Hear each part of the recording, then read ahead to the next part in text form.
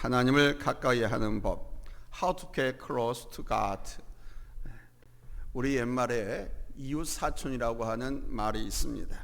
이 말은 친지들보다 이웃이 더 가족 같고 친하다는 의미에서 사용하는 말이죠. 사실 그렇습니다. 늘 가까이하고 함께하는 사람, 이웃은 때로는 가족같이 느껴질 때가 있습니다.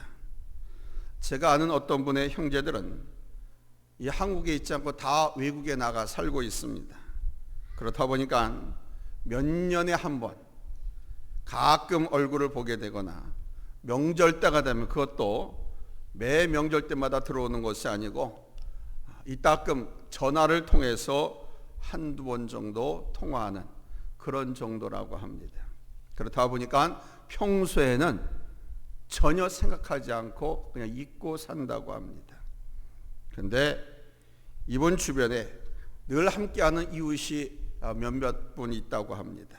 신앙생활도 같이 하고 경조사가 있으면 늘 함께하고 여행도 함께 다닙니다. 그러다 보니까 정말 사촌이나 다름없는 사이가 되었다고 합니다. 내가 가까이 하다 보니까 상대방도 나를 가까이 하고, 상대방이 내게 다가오니까 나도 그에게 다가갑니다. 그래서 그분은 말합니다. 비록 형제들이 죄다 외국에 나가 살고 있지만, 그래서 나는 이 땅에 혼자지만 나는 외롭지 않습니다. 다른 형제와 가족을 얻었기 때문에, 이렇게 말을 합니다. 이것은 인지상정이죠.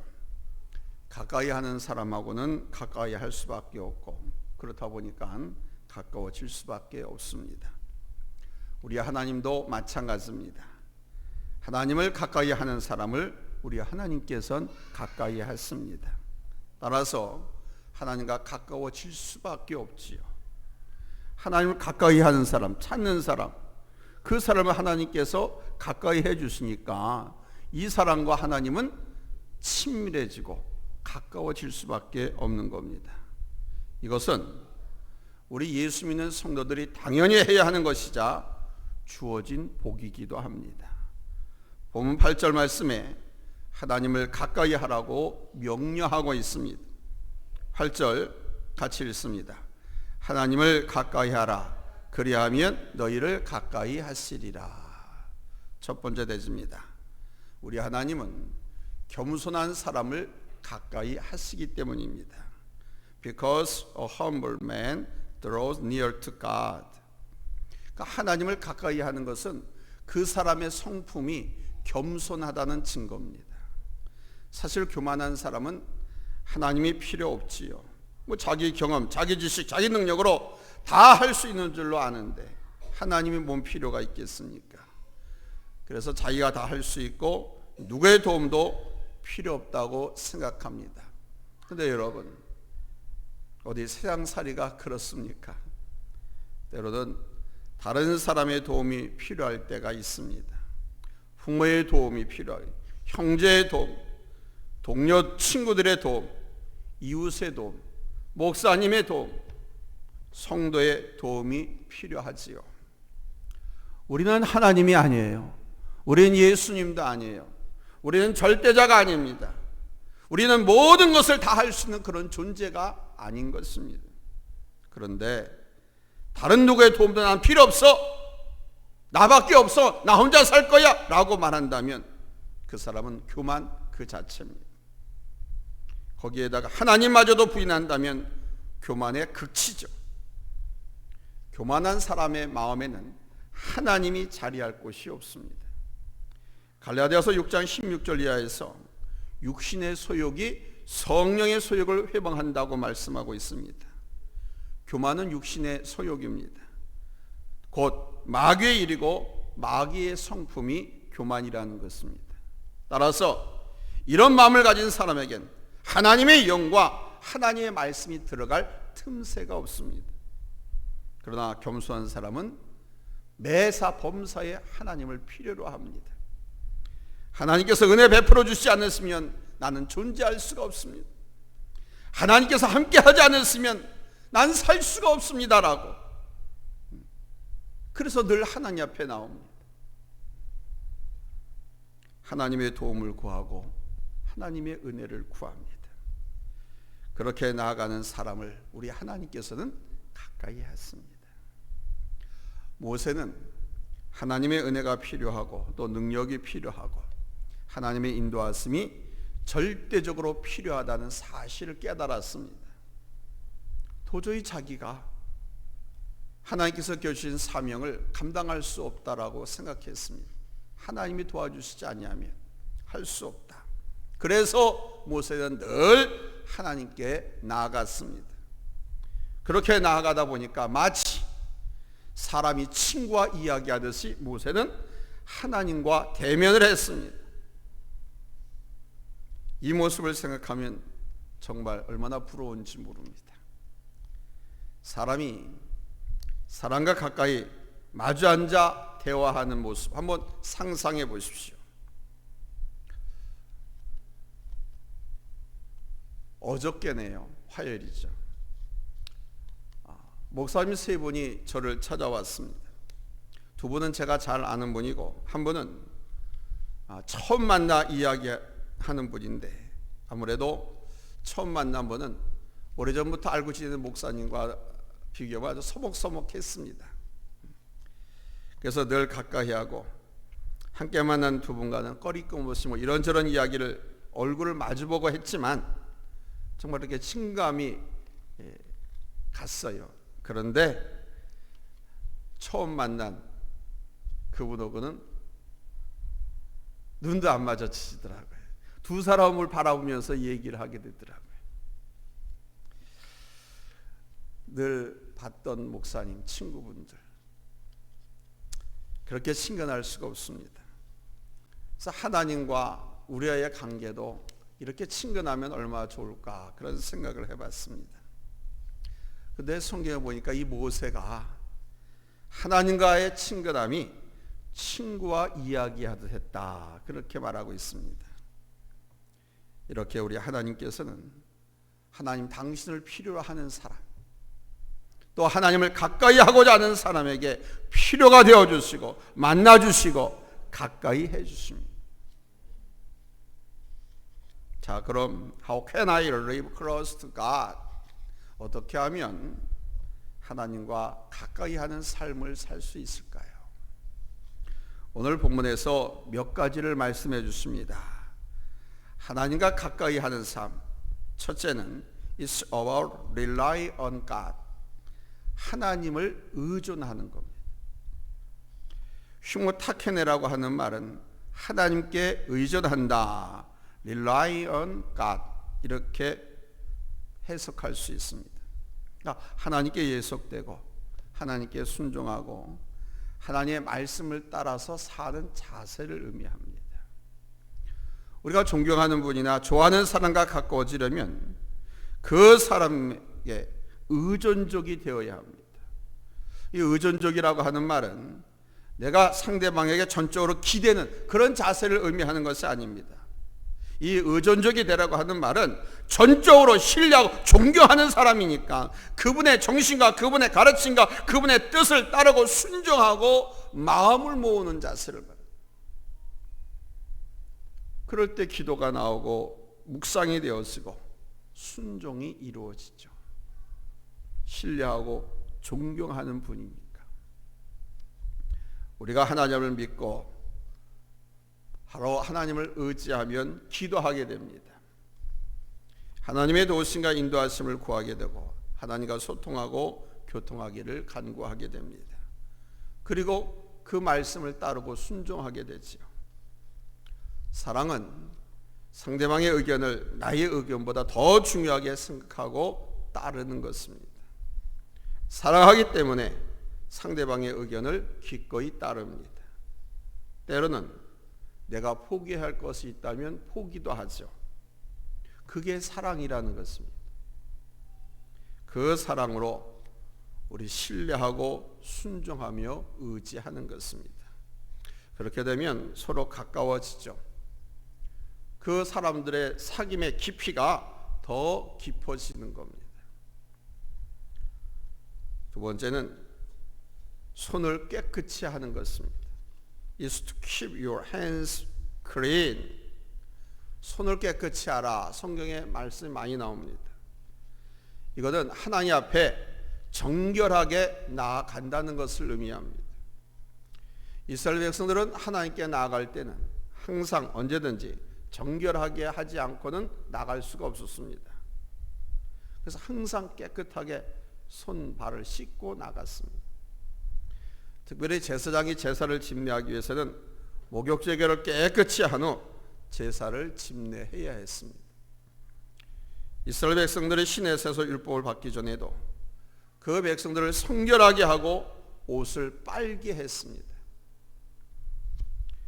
이스라엘 백성들에게는 일상생활의 정결례라고 하는 율법이 있었습니다. 집에 들어갈 때 손과 발을 씻고 들어가야만 했습니다. 손과 발을 씻고 들어간다라고 하는 것은 항상 마음을 씻는 것을 의미합니다. 깨끗하게 하라고 하는 것은, 손과 발을 씻는다라고 하는 것은 이 마음을 씻는 것을 상징해요. 하나 앞에 나갈 때는 깨끗하게 하고 나와야 합니다. 우리의 마음을 씻고 정결함을 갖고 나갈 때 하나님께서 우리를 받으시는 거예요. 그럼 우리의 마음을 어떻게 씻느냐? 그게 무슨 뜻이냐? 그거는 늘 회개해야 된다는 거예요. 마음을 씻는 회개가 손발을 깨끗이 씻는 거예요. 하나님은 거룩하신 분이시기 때문에 우리 또한 그 거룩함을 갖고 나가야 되는데, 그 거룩해 되는 비결은 씻는 거예요. 마음을 씻는 겁니다. 그 씻는 것은 회개하는 겁니다. 알고도 지은 죄, 모르고도 지은 죄, 눈으로, 귀로, 들어, 입으로, 손끝발톱으로 지은 죄를 회개하는 거예요. 그래서 우리 하나님은 나 여호와가 거룩하니 너희도 거룩할지니라 이렇게 말씀했습니다. 거룩한 것, 성결한 것, 깨끗하게 사는 것, 회개하는 것, 이것이 하나님의 백성된 조건입니다. 우리가 하나님과 친밀함을 갖는데 가장 방해되는 부분이 바로 이 부분입니다. 하나님 앞에 늘 성결하고 깨끗하게 나와야 하는데 그렇지가 못합니다. 진실하게 회개하지 못합니다. 깨끗하게 씻지 못한다는 거예요. 사실 이게 문제입니다. 사람이 친밀한 관계를 가지려면 서로 진실해야 하는데 그렇지 않습니다. 손을 씻어도 깨끗하게 비누칠해서 씻은 것과 그냥 손 물에 담갔다가 빼는 것하고는 차원이 다릅니다. 손만 담그면 손의 더러움과 세균이 그대로 남습니다. 아니 오히려 더 번식하게 만든 환경을 만들어낼 수 있습니다. 그러나 비누칠해서 깨끗하게 씻으면 정결했습니다. 우리 몸을 물론 다 씻을 필요는 없습니다. 우리 예수님께서 제자들에게 세족식을 베풀어 주실 때 베드로 차례가 됐습니다. 베드로가 발을 달라고 하니까 베드로가 부담스러워서 아예 안 됩니다. 그럴 수 없으냐 거절합니다. 그런데 주님께서 베드로야, 네가 지금 내가 발을 씻겨주지 않으면 너는 나와 상관이 없다. 그러니까 씻어라. 그랬더니 그렇습니까? 그러면 제 발만이 아니라 그냥 온몸을 다 씻어주십시오. 자기 몸을 다 씻어달라고 요청을 했습니다. 그때 주님께서 말씀하셨습니다. 뭐라고 말씀하셨냐? 아니 목욕을 한 사람은 너희는 발만 씻어도 깨끗해진다. 이미 우리 예수님께서 우리를 위해서 십자가에서 죽으셨기 때문에 주님의 보혈로 예수 믿는 사람들은 정결하게 되었다는 겁니다. 그래서 이제는 우리 일상에서 지은 죄만 씻으면 돼요. 마치 손발을 씻듯이 세수하듯이 우리가 보고 듣고 말하고 행동하면서 지은 죄를 날마다 회개하면서 정결하게 하면 된다는 겁니다. 겸손한 사람은 자신의 죄인됨을 잘 알고 있습니다. 내가 얼마나 죄인이 되었는 것을 잘 알기 때문에 이 사람은 겸손하고 회개하고 또 회개하고 또 회개합니다. 자기가 부족하고 죄인이라는 걸 아는 사람은 절대로 남을 정죄하지 않습니다. 비난하지도 않습니다. 그런데 교만한 사람들은 자기 의의를 내세웁니다. 뭐 회개할 것이 있느냐고 말합니다. 내가 왜 죄인이야? 내가 뭘 잘못했어? 네가 잘못했지. 나았습니다. 이런 사람은 하나님과 가까워질 수가 없습니다. 겸손하면 회개하게 되고요, 겸손하면 정결하게 됩니다. 회개하고 정결하게 되면 우리는 하나님 앞에 나올 수가 있습니다. 하나님 앞에 맞닥뜨릴 수가 있다는 거예요. 하나님과 가까워지게 된다는 겁니다. 그래서 겸손, 회개로 우리의 손발을 씻어야 됩니다. 세 번째는 마음을 성결하게 하는 것입니다. It's about keeping your mind holy. 오늘 본문에서는 두 마음을 품은 자들아 마음을 성결하게 하라 그랬습니다. 이 말씀도 잘 해석해야 됩니다. 두 마음이라고 하고 있습니다. 오늘날 많은 기독교인들은 이 말씀을 들으려고 하지 않습니다. 그래서 이 교회 저교회 평생 교회 쇼핑하면서 다닙니다. 두 마음은 마음이 나뉘었다는 것입니다. 믿음과 불신, 선과 악, 옳고 그름 등의 교차 속에서 항상 갈등하고 헷갈리고 있습니다. 그래서 마음이 자꾸 이각에 저각에, 교회를 그렇게 생각합니다. 제가 아는 한 청년이 사랑한다고 하는 한 자매가 있었습니다. 그 자매에 대해 이 청년은 두 가지 마음을 갖고 있음을 저는 알아챘습니다. 그 청년이 그 자매에게 다가갈 때 그 자매가 적극적으로 반응해주고 좋아해주면 사랑한다라고 하고, 또 그 자매를 위해서 뭐든지 할 수 있다라고 생각했습니다. 그리고 멋진 미래도 꿈꿨습니다. 그런데 그 자매가 시큰둥하거나 바쁜 일정 때문에 만나주지도 않고 조금 멀어진 듯한 분위기로 가면 뭐 여자가 이 여자밖에 없나? 언제든지 헤어질 수 있다. 뭐 이렇게 생각을 했습니다. 그런데 그 여친은 이 남자의 마음을 몰랐습니다. 그냥 자기를 좋아해 주고 사랑해 주는 줄로만 알고 지냈습니다.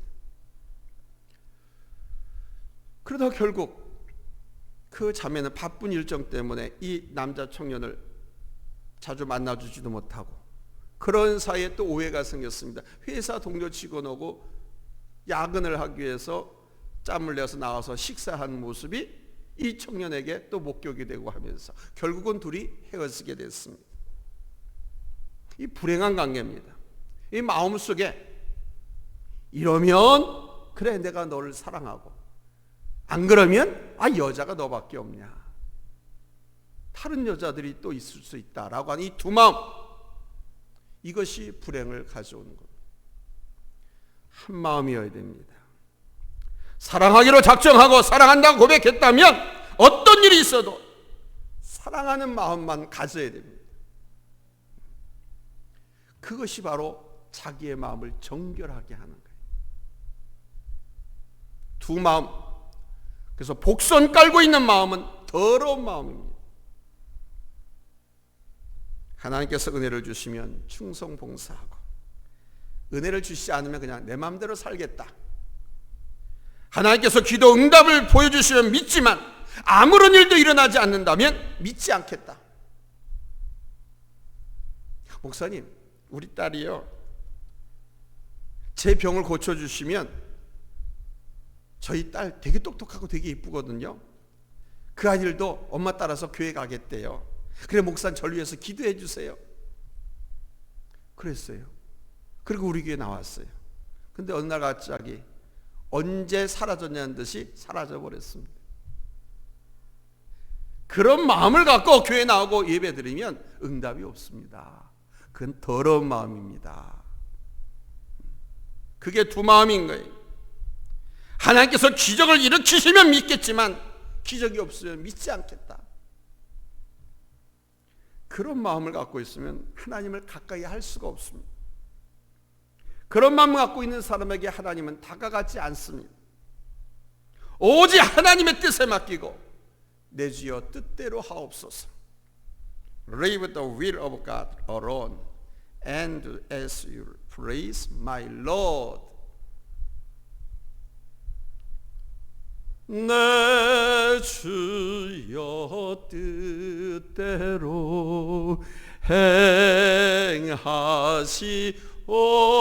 행하시옵소서. 그 찬양 있지 않습니까? 이렇게 해주시면 이렇게 하고 안 해주시면 이게 두 마음 가운데 하나님 같으면 조건을 달아요.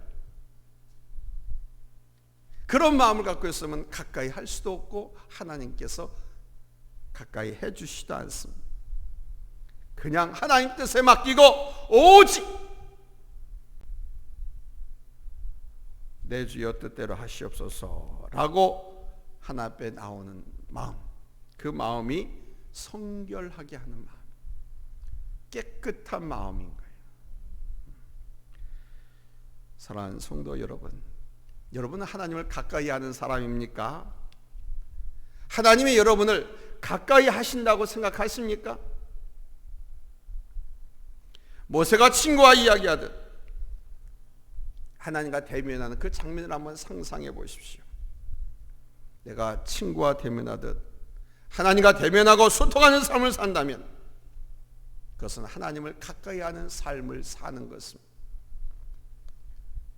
하나님을 절대적으로 의지하십시오. 그리고 손을 씻으십시오. 회개함으로 우리 자신을 성결하게 하십시오. 깨끗하게 하십시오.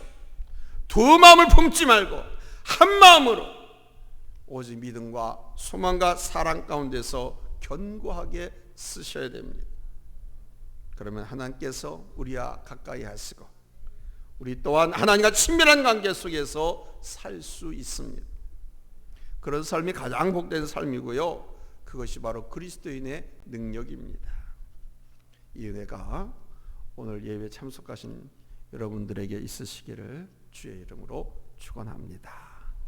할렐루야. 하나님을 가까이 하십시오. 그냥 십자가를, 교회를, 신앙을 액세서리로 여기지 마십시오. 우리 기독교는 생명의 종교입니다. 죽고 사는 종교입니다. 불행과 축복의 갈림길이 우리 앞에 놓여 있습니다. 내가 어떤 자세로 하나님을 믿고 신앙생활에 따라서 우리의 삶이 큰 양당이 나는 그 결말은 너무도 큰 차이가 납니다. 다시 합해질 수가 없습니다.